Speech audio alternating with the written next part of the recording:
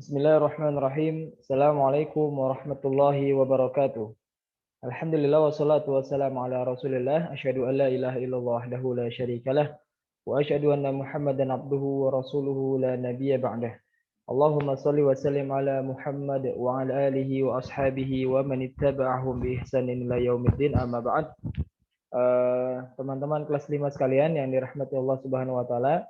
Alhamdulillah pada pagi hari ini kita bisa berjumpa kembali di kelas PAI masih dalam materi tentang ikhlas.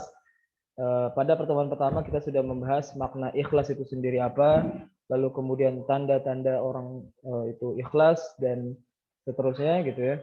Dan Ustadz mau ulang kembali bahwa pengertian ikhlas itu kemarin Ustadz cek masih ada yang beberapa yang salah. Ikhlas itu secara kata artinya akhlaso yukhlisu ikhlason. Jadi sesuatu yang murni, sesuatu yang tidak ada campuran sama sekali. Jadi dia murni, bersih ya.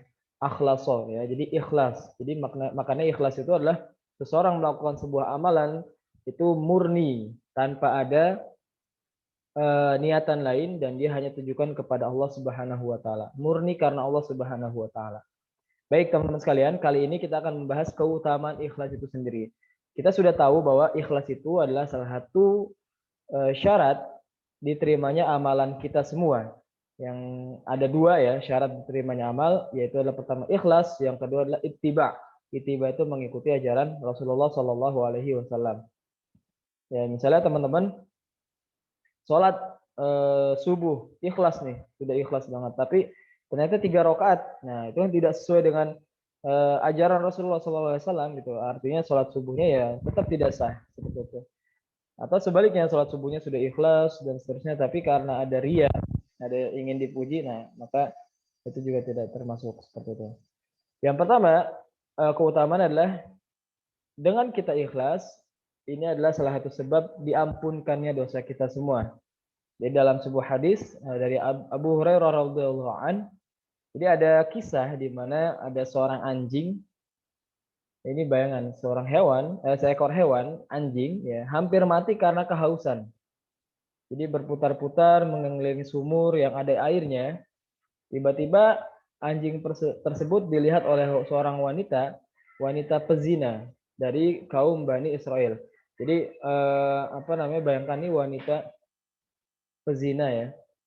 Berarti kan dia punya dosa yang banyak gitu ya. Dari kaum Bani Israel, lalu wanita tersebut melepaskan khufnya. Khuf itu sepatu yang di atas mata kaki ya. Kalau kita pernah lihat, khuf itu adalah sepatu yang di atas mata kaki. Lalu sepatunya dia turun ya. Turun ke sumur untuk mengambil air dengan sepatunya itu ya. Lalu diberi minum air anjing tersebut dengan air yang tadi diambil dari sepatu itu. Maka apa? Allah pun mengampuni wanita tersebut karena amalannya itu. Jadi luar biasa ya. Itu dikarenakan ikhlas dia berjuang untuk masuk ke sumur dan seterusnya, luar biasa untuk menolong seekor anjing. Yang kedua adalah dinaungi Allah Subhanahu wa taala. Dalam sebuah hadis ya disebutkan sab'atun yuzilluhumullahu fi dhillih yauma la dhilla illa dhilluh. Gitu. Jadi kata Rasulullah SAW ada sab'atun, ada 7 golongan yuzilluhumullah yang Allah akan naungi nanti yauma la dhilla illa dhilluh. Di mana pada hari itu tidak ada naungan kecuali naungan Allah Subhanahu wa taala. Yang pertama adalah imamul adil ya. Imam yang adil, yang kedua adalah syabun nasya'a fi ibadatillah. Seorang pemuda yang tumbuh atau dia tumbuh kembang dalam beribadah kepada Allah. Yang ketiga adalah rajulun yata'allaqu qalbuhu yata'allaqu bil masajid. Jadi seorang pria yang hatinya terikat dengan masjid-masjid. Jadi dia seperti. Lalu kemudian rajulani yatahabba fillah ya. Ada 2 orang pria ya yang saling mencintai karena Allah. Mereka berkumpul karena Allah dan juga berpisah karena Allah. Lalu yang berikutnya adalah golongan berikutnya seorang yang diajak untuk berzina oleh seorang wanita yang cantik dan juga punya punya dipandang orang lain gitu ya. Namun dia berkata sesungguhnya aku takut kepada Allah. Jadi dia nanti di akhirat akan mendapat naungan Allah. Nah, yang berikutnya ini golongan yang masuk ke dalam kategori ikhlas, seseorang yang bersedekah lalu dia sembunyikan hingga tangan kirinya tidak tahu apa yang dia sedekahkan oleh tangan kanannya. Jadi sedekah dengan tangan kanan sampai ini istilahnya sampai tangan kirinya itu tuh nggak tahu gitu. Artinya tangannya aja sendiri yang kiri nggak tahu gitu. Artinya apa namanya? Ini merupakan seseorang yang menjaga kerahasiaan amalnya gitu. Lalu seorang yang berzikir mengingat Allah dikala sendirian dan mata keduanya pun meneteskan air mata. Jadi dua golongan terakhir ini yang termasuk dalam kategori ikhlas ya. Dia menyembunyikan berhati-hati agar sedekahnya tidak diketahui orang lain dan juga dia berzikir ketika sendirian. Artinya tidak dilihat orang lain dan matanya pun menangis karena hal tersebut. Yang ketiga, menjadi orang yang paling bahagia dalam meraih syafaat Rasulullah SAW pada hari kiamat nanti.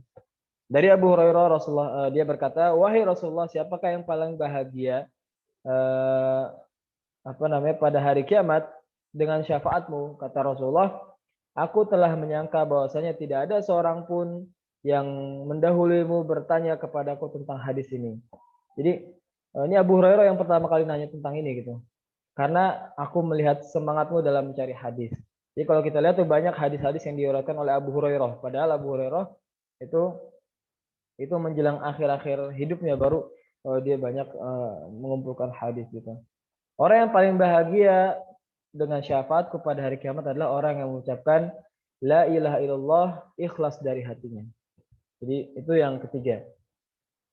Jadi tiga itu teman-teman sekalian tanda seseorang itu bukan tanda keutamaan ikhlas itu. Yang pertama sebab mendapatkan ampunan Allah. Yang kedua adalah menjadi golongan di antara 7 golongan yang mendapatkan naungan di mana pada hari itu tidak ada naungan Allah Subhanahu wa taala. Jadi ingat ya 7 golongan itu imam yang adil, pemuda yang tumbuh karena dalam ibadah kepada Allah. Yang ketiga adalah eh, pemuda yang hatinya terpaut oleh masjid. Yang keempat adalah dua orang yang bertemu karena Allah dan berpisah karena Allah Subhanahu wa taala yang saling mencintai.